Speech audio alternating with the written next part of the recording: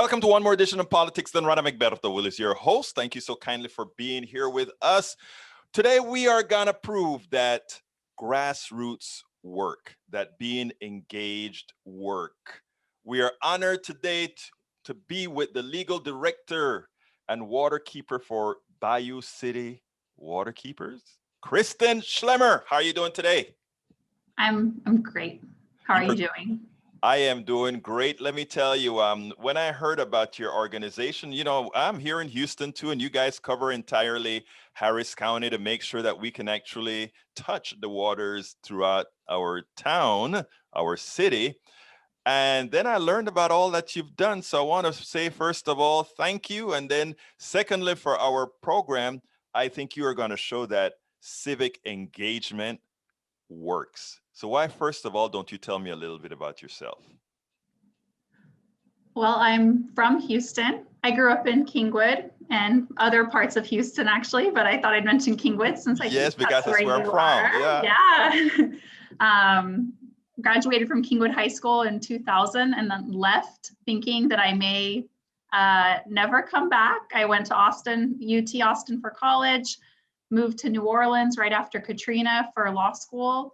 And the experience of being in law school, seeing a city go through disaster recovery, and just maybe a persistent mother made me start thinking about coming back home. So in 2012, I moved back here, and I feel like I may never leave. I'm really happy to be here in Houston and doing the work that I'm doing. Well, I think Kristen is thankful as well. And by the way, I graduated from the University of Texas. My daughter graduated from the University of Texas. My daughter went to Kingwood High and graduated from Kingwood High. So, wow, great symbiosis. Anyway, tell us a little bit about this huge, well, first of all, how did you get into understanding what the city of Houston was doing with its water situation, its sewage situation?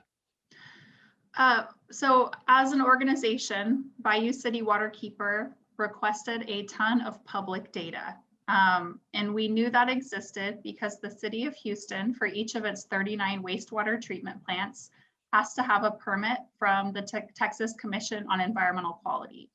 And a condition of those permits is that every time they have an overflow from their system, and an overflow is kind of my shorthand for any time wastewater or sewage leaves the system before going through treatment. Anytime that happens, the city of Houston is supposed to report it to the Texas Commission on Environmental Quality. So when we requested this public data, we got back a very, very long spreadsheet or series of spreadsheets that lists dates and locations and volume in terms of gallons, and gave us a better sense of how many overflows were happening across the city of Houston over a several year time period. Now, in getting, and why did you request the data? I mean, just out of the blue, or because did you have this Bayou City Waterkeeper organization just marshaling throughout the state, the county to do this? What was like the genesis of this? Yeah, so we knew just from research done by other entities that sanitary sewer overflows were a problem in the city of Houston. This has been something that I think folks that are plugged into water issues just kind of know, partly because water quality data in our bayous and out in Galveston Bay periodically shows high rates of fecal pollution. And one source of that typically is overflows from wastewater treatment systems. In addition to just kind of folks across the water and environmental legal community knowing that this is a problem in Houston. This is a problem actually across the United States in lots of other cities. And the reason for that is that a lot of cities developed kind of on similar cycles to where we all have our pipes and things that are under the ground are getting old and need to be replaced. But not enough money is being dedicated to that. And so that creates problems like what we found in Houston. Now, before you ask them to pull the data, did you go ahead and do water tests throughout our bayous, throughout our rivers, et cetera, that crisscrosses the county?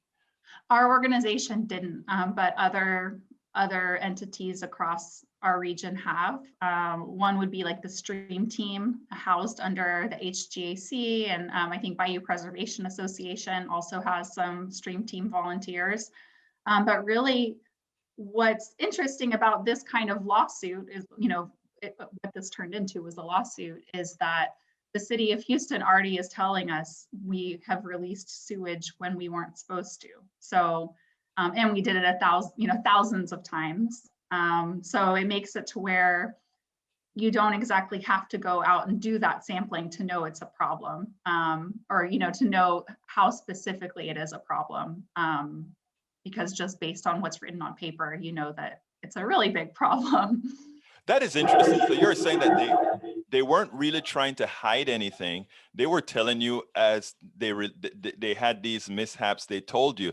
Now, did they inform the public at the time that these mishaps occurs to ensure that if it's near, let's say, whatever bayou, people know not to get into their canoes and go into that bayou?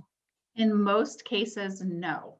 The only times that the city of Houston has to notify the public is when the overflow is over a certain threshold. I think it's 100,000 gallons. And maybe that may be not exactly right. But that's pretty big. And we see those, and I mean, when I say the public is notified, it's if you're on the right, subscribe to the right email list with the city of Houston, which I am, I will get like their little press release saying that, after Tropical Storm Imelda, we had 250,000 gallons of untreated sewage that was released at, University of Houston downtown, for example. But it's only really those really, really big overflows that are reported to the public. The rest just kind of goes in a document that is technically public data, but is difficult to access.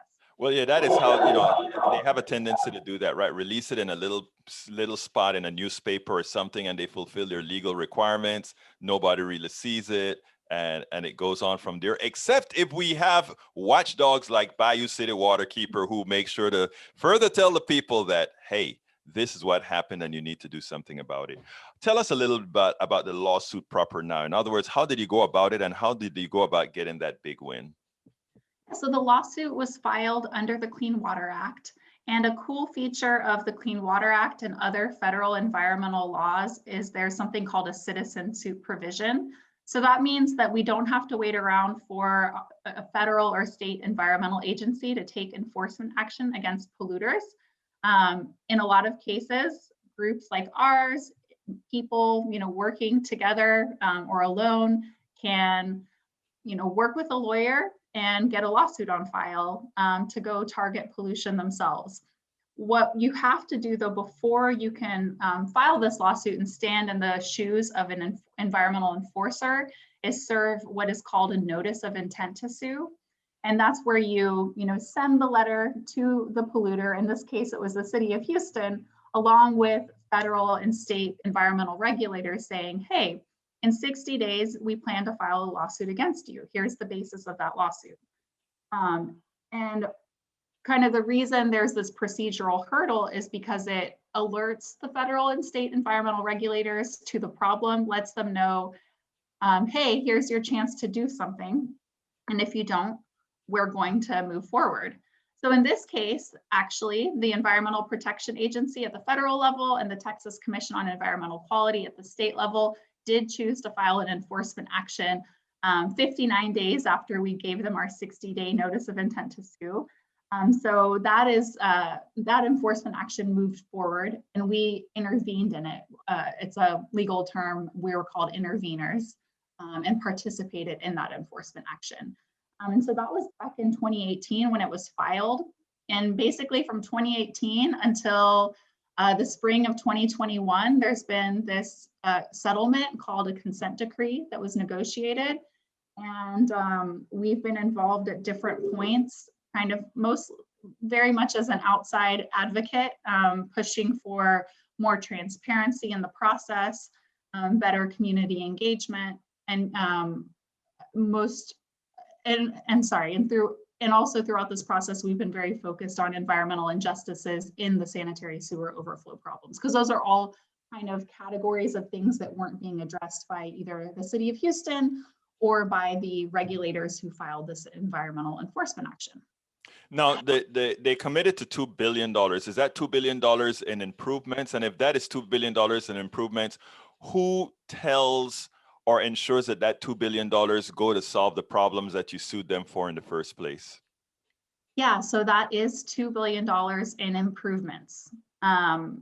The consent decree, that's the settlement, the document kind of embodying the settlement that was filed with the court and approved by the court, spells out certain things that the city of Houston has to do. But it also, some of those things that the city of Houston has to do are a little bit fuzzy. They require further planning, further reporting. So there's a few checks on that. One is, the presence of the EPA and the TCEQ. They have some interest in making sure that the city of Houston meets the obligations that it's promised to meet. The court also plays a role here. If there's anything that the city of Houston isn't doing, if it's behind schedule, both the EPA and the state of Texas, as well as us as interveners, can go back to the court and ask them to order the city of Houston to get moving. And we can also ask the court to impose additional penalties on the city of Houston. There's specific penalties spelled out in this settlement document. And then last, I kind of already mentioned our role, but we are another check on the city of Houston actually doing what it's supposed to do. Our greatest hope is that after spending $2 billion over the next 15 years, that we will see a discernible difference in the number of overflows reported. Hopefully that number is much closer to zero. And the cool thing about the settlement is now every month, instead of having to go request public information from Austin, we are getting reports emailed to us listing out how many overflows there were and what the volume of those overflows are. And so that's something we're working on, making sure that we're sharing with the public on a monthly basis. That's just another check on the whole process. You're good, because that was my other question I was going to ask you. Hey, or have you seen new overflow data, and has it gone down? Have it gone down or not? So my next question is, now that you're getting the overflow data voluntarily on a monthly basis, have you seen any differences? Are they trying to be better? I haven't seen differences yet, though we've only gotten 1 month of data since the final settlement was only approved. I think it was in April. But I don't want to rush to criticize the city just yet. I think once we get to the 6-month mark, that's when we can start to see if there's a discernible difference. Rainstorms aren't the only reason that we have these overflows, but they can influence the number of overflows in a month. So I imagine damaged equipment as well. If they have old equipment that's damaged, that could be an issue as well. Now, as you said, you don't have enough data yet to make that assessment. Have you known or seen between that time that they've actually started doing any work to mitigate the problems that have originally caused those discharges? So the city of Houston says, even before the consent decree was signed, they said that they were already getting started on the projects that the consent decree was going to require of them. That's something that I'm just taking them at their word. I don't know if, to what extent they've been moving forward. But I mean, I think that they always are probably doing a little bit of work on their sanitary sewer system. Their budget reflects that they're going to be doing a lot more work. So this is something that, one of the things we're going to have to monitor over, the coming months and coming years.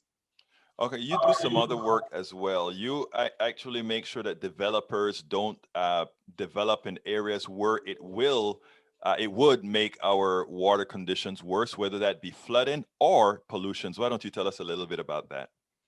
Yeah, so the primary way we do this work, though there's a few facets to it, is through what's called the Wetland Watch program. And that's, often where that begins is a community member gives us a call or sends us an email and says, hey, there's something going on next door, next door to my subdivision. There is an area that I know floods a lot, really close to the bayou, and it now looks like they're going to put a housing development there. What's going on? And so we'll take a look at it. And often that's, we start out with a desktop analysis. There's so many different mapping tools available from federal and state agencies. And we'll see first, are there wetlands on that property? And the reason we look at that is the Clean Water Act. The Clean Water Act has a comprehensive regulatory program that requires developers to get permits in many circumstances when their wetlands will affect, when their developments will affect wetlands.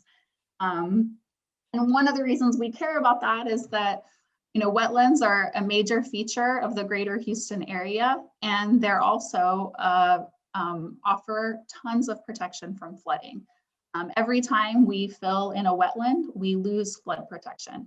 And what happens when we see these developments going in the floodplains, you're not only putting people in an area that's known to be more flood prone, but you're covering up wetlands and kind of doubling the flood risk. Yeah, that is excellent. I mean, right here in Kingwood, there's some new development that went out that really created floods in areas that hadn't flooded before. So I imagine somebody should have contacted you guys. They've shut down that development thus far, but we know that they're gonna likely mitigate it with some sort of canals or something to move water, which means it moves the problems down somewhere else. But they'll probably solve that problem. It's great to have you. Now, I mean, you use the word regulations a whole lot that folks have to follow. We are a very anti-regulation like type state. And but we hate when the floods happen. We hate when the freezes happen. We hate all those things. You guys have said that the freeze only indicated problems that you knew about long ago. So what are these? Yeah, so with the freeze in particular, people were without water. My family was without water for a week. We had boil water notices after that, which is another form of not having water, even when you kind of have it. Some people weren't that lucky. They were without water for more than a month or 2 months, dealing with broken pipes. That whole process really, I was just thinking about the city of Houston sanitary sewer problems a lot that week, even as I was also trying to just stay warm and keep my family safe. Because it's not just it's an issue of aging infrastructure, infrastructure that's not adequately prepared for extreme weather. But then also in the weeks that followed, it was a problem that clearly had a greater impact on low-income communities and Black and Brown communities in Houston. Same thing with the city of Houston sanitary sewer infrastructure problems. It's something that affects everyone, but some people are affected more and have a harder time recovering from it. It is amazing that you prove first of all that engagement works. You prove once again that good regulations work. You prove that if the grassroots get busy, you can actually get results. You can force results on. This is a national program. I want you to tell our audience. I want you to inspire our audience. I want you to empower our audience to let them know that anybody who sees a problem can somehow get involved. And if they can't do it on their own, they can find other organizations that have been successful in doing what they've done, like yours, and be a part of the solutions. Inspire us. Well, I am glad you asked that of me, because as a lawyer, I'm always so focused on problems, and I like to be put in the position of having to think about not just solutions, but what's the whole point of this? It's we want to live in a world where after a winter storm Uri, we're not left without water for a month at a time, where none of our neighbors are. We want to live in a city where we're not worried about fecal pollution in our bayous because of aging infrastructure. We want to live in a place where we can continue to build homes for a growing population and not worry about those same homes flooding or causing flooding at their next door neighbors, subdivisions. And so I think when thinking about how to get involved in this, across the United States, there's nonprofits like ours.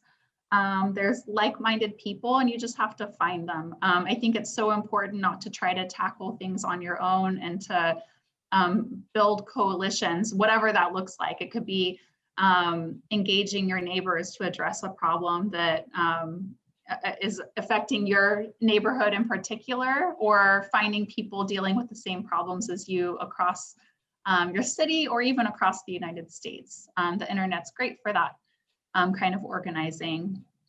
But I mean, we're one organization. We work frequently with the Coalition for Environment, Equity, and Resilience here in Houston, and the 27 organizations that are a part of that. And that's, where our organization has a staff of 3, a very helpful and necessary crew of interns and fellows, but we're tiny. And so being able to collaborate with other organizational partners, with community members, really allows us to have maximum impact. And so I guess I just share that with you as an illustration of the power of people coming together and how necessary it is. A tiny organization with a $2 billion win ain't so tiny. I think you just proved what the grassroots can do. So folks, be inspired. If Kristen Schlemmer and her organization can do it, we can all form a part of the solution. Now, I usually ask this last question, which is, what question would you have liked me to ask you that I didn't ask you? So please, it's platform's yours.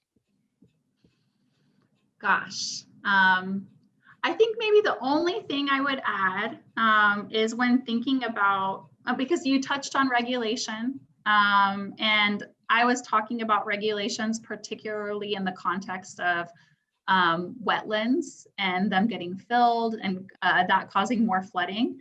I think the flip side of that coin is that, we across Harris County and across this region all agree that we want our area to be flood resilient. And one way we've done that is we've agreed to pony up $2.5 billion of our own money collectively through the Harris County Flood Bond. And I think that's amazing, but it's also really frustrating when you see that as that money is spent to protect us from flooding, there's still developers out there putting us in harm's way. And so that's when I think maybe we can appreciate the power of regulations, is that they actually would, if people are following them, and if they're as strong as possible, maybe that we as individuals will save more money over the long term and keep ourselves safer over the long term. Kristen Schlemmer, Legal Director, Waterkeeper for Bayou City Waterkeeper. Thank you so kindly for being a part of Politics Done Right. You have a wonderful day. You too. Thank you so much. We spend a lot of time deconstructing the news, trying to parse it into a form that everybody can understand. We try to find those little nitpicks where it flies above the fray, etc. If you really like these videos that we do, I want to ask a big favor. Please go ahead. Number 1, subscribe to our channel. And number 2, please join if you can. Thank you so kindly for watching. Keep watching. Please remember to share. We must populate the entire internet with our progressive message, a message that we know is what most Americans say that they want. So help us, please join.